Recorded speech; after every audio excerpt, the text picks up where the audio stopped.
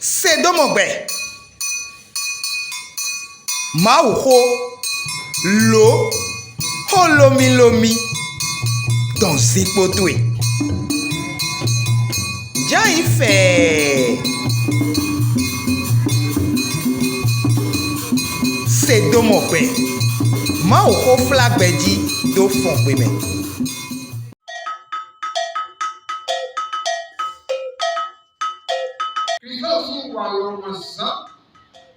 Não pagar suposto esse não se não vamos ver esse não vamos ver quando meu gato tudo é bom papá bom papá na figura me dá Cristo foi Cristo vou poder levar meu irmão na irmão da então meu irmão do para o meu irmão do para passar para passar por coisa razão eu é minha razão mais tudo não é tipo o surtout do eu não sei como par exemplo nous devons nous sauver quand il a un loi nous n'avons pas des réunions et dans les par exemple nous n'avons pas de personnes à faire tu dois pour les masses de la monnaie nous n'avons pas il y a l'eau qui monte à pas ouvert vous êtes là Christian moyen de ouais on tapa on peut là abi sunu wana do bina ko esle ina ko esle na ko ko na te we plomb yo ni a e do mo bina bisi plomb ko suna ba na plomb tapa o tone vous na ta meo vous qui pratique ko do meo Christian yi do go ma o ko le système do go ma practice papa practice maman ko les petits hatons para cumprir.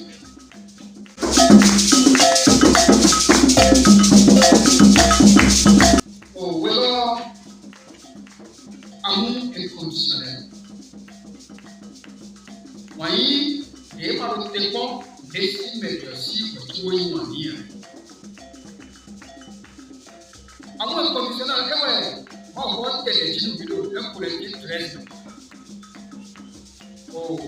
Et puis, vous nous laissez mon frère, vous nous savez. Mais nous faisons le travail parce que nous avons le l'effort. Beaucoup de manies de commun. Nous allons dire au contraire. Et voilà notre problème. Et pardonnant pour le bien. Pour quelqu'un nous sommes travaillés au commun. Et pardonnant pour le bien. Et voilà. Bueno yo, no hay trabalho de tiro quando eu vou nada, leveso, nada, vou acabar de leveso, não nada, vou para de leveso. Amor, como de para na casa do me para caiu com na muro. Não de só de tomar, leveso. Amigo de não nada de tomar, leveso. Me com leveso, mas tô eu fiz Mani do mate e o som da baixo. Mani do mais e por do amplete resolveu. E do suno mi mana sioji de Cristo ni mana como acabou do apesar do sábado ela tá como ni mani monti se suno sio na modo pratique. Bonne non ne sono tutti poi mauro. Bonne asio mawa nyini bodo pote do ni wanwe na dawe. Ni wana asio bo bonwe mauro ko kungayo no zinawe. Ni sono ko kungayo sono zinawe. Não, pratique. Mãe do madro, uma sibeta. Mãe do madro, uma sumeton. Eu aí do de problema. Mais tem problema dele, porque quando namorou, é de homem na pressa, não dá o pé. Minha tem problema de letra, não. Problema é não. Na verdade, é que Mani ma de ma we so problem we no anti. You know ko na. You know ko problem na ko je. Mani do man de. Mano meu problème de problème de problème de bon to don ton manani oui problème oui ouais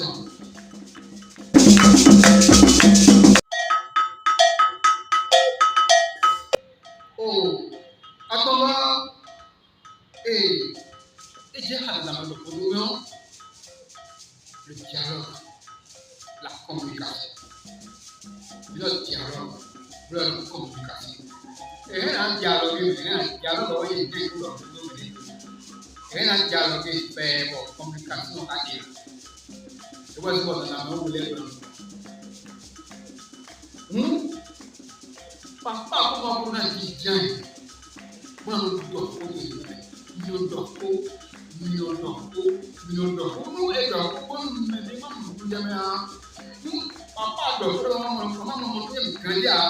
il pour les campions. Oui, il y a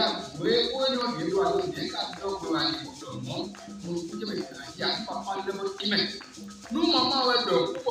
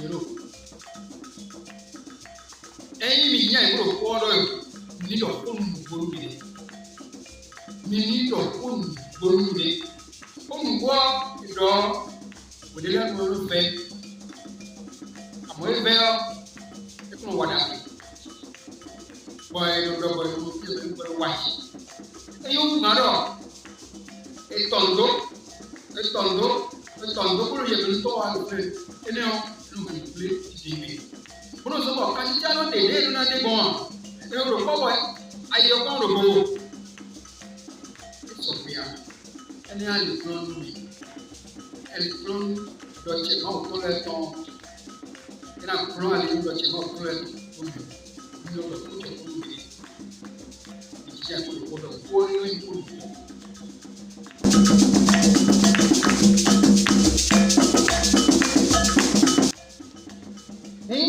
D'abord, alors, la confiance spirituelle,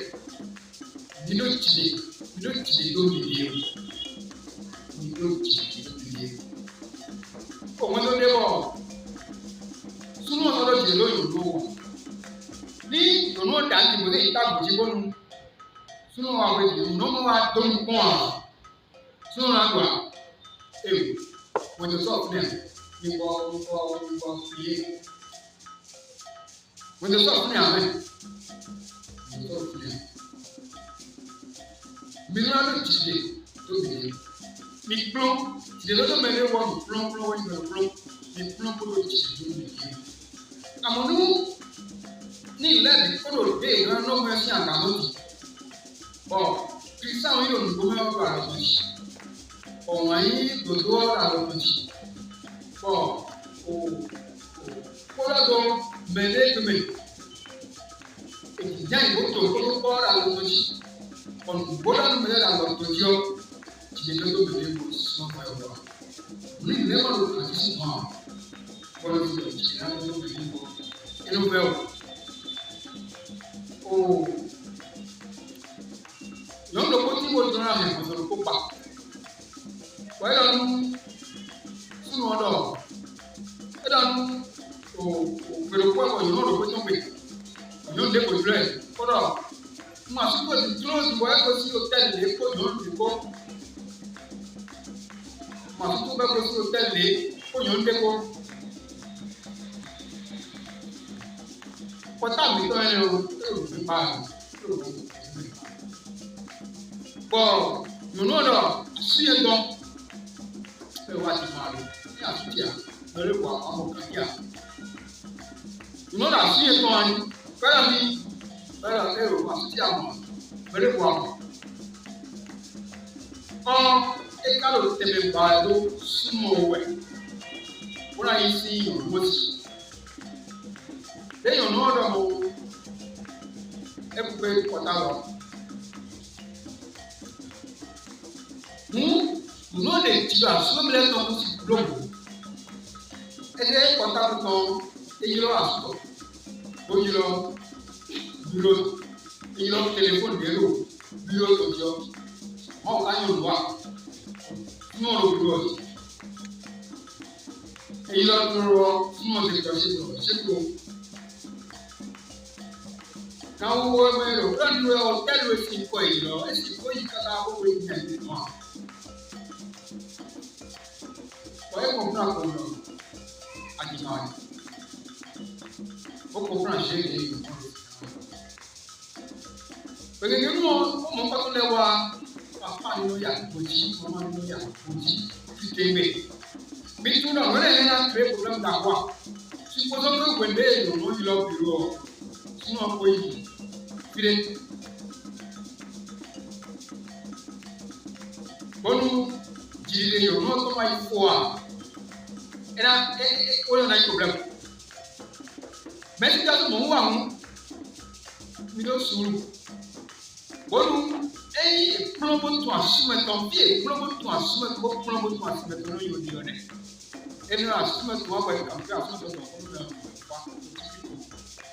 assume to wa comme ça do amonu avec tout ça va support à son année aussi plomb mais plomb tout de l'animaux nous ayant soumis les quand on est là voyant soumis nous voilà mais quand on est moi quand on est et du coup au plan pour tout mener et au temps vidéo quand le vidéo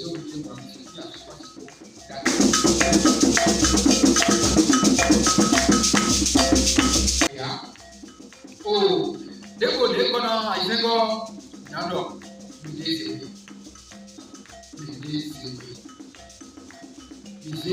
sont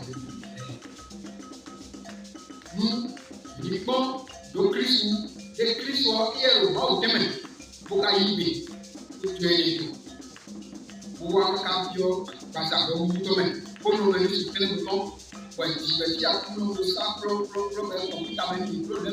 après, on va gagner. Venez, vous, d'accord, nous, d'accord. Nous, on parle de gouvernement. Venez, nous, nous, allons nous aller à l'île. Donc, à autour, Amon, menez nous menez nous était à l'île. Mais alors, menez ma zéro dans ce bord. Et la libé, vous l'avez fait au second, et le problème. Et tiens alors. Papa, ni plan, comment ni plan, vous le dites, vous le dites. On va bien lisez, vous le dites. Moi, mon corps. Vous me dites, non, mon homme de la candeur. Vous me dites, non, mon homme de la candeur. Et non, et la zone, on met ici, la zone Castiana, Christophe.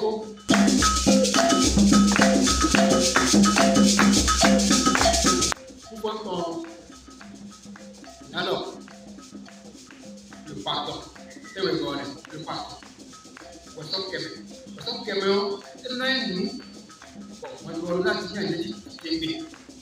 parce que nous, Jésus, nous savons que si nous avons et tout le monde, nous voyons l'antique, et nous avons des gens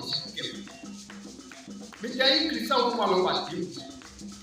Bon, nous voyons spirituel au moins le bâtiment. Et c'est quoi, comme il y a un cap de et c'est quoi, comme il y a un cap de et nous sommes Kembele. Pour le médicament Tunaro, quand tu voyons dans l'ordre normal des choses, mais il y a un donnant, il y a un diaphone. Il est mort, il est pas nous combien donc. Donc, il est un mille de mort. Mort, il est un diaphone. Vous avez vu, nous, mais un doigt, et nous, tout, amen. Kakabuna tu, bẹ́ẹ̀ni wà ní ìdúgbò ọ̀nà bẹ́ẹ̀ni mẹ́jọ kaka ìdè ọ́ ẹ̀rọ tó wọ́n ìdígbò tó. Àmọ́ bẹ́ẹ̀ wà ní ìdò náà bọ̀ ẹ̀mọ́dọ̀ wọ́n ìgbọ̀dọ̀ bẹ́ẹ̀ wí ni ọ́ ẹ̀yẹ ní ìdí àpò nìkan. Bọ́dọ̀ wọ́n hàmà jẹ́ bọ́dọ̀ ìfẹ́ mẹ́jọ bọ́dọ̀ dùgbò ẹ̀wà ìdúgbò tó ti fẹ́. Bọ́dọ̀ mẹ́jọ kó mẹ́jọ ní ìwọ̀ ìwọ̀ yìí wẹ̀ ìwọ̀ ní fọ́ wọ́n náà yìí gbọ́n nẹ̀ mú wẹ̀sán kẹmẹ́lẹ́ ọ́. That's your boy. When you are in that group, or some coming deal, problem different day you go. We are in the book. But I want for me, I don't know. For you to go, not so can you go. Then I'm easy. Number one, then I'm easy. Oh, the other book is to let off. You need to go. Oh, we don't look at what this is your. Mau welcome to me. Mau welcome to me. From the night, we now, no day, mau, no way. No, my, we don't mau, day, mau, no do. Oh, blow, day, mau, no do. Oh, when I take time, well, move you. Yeah, this is what they do. Hello. I think it's never.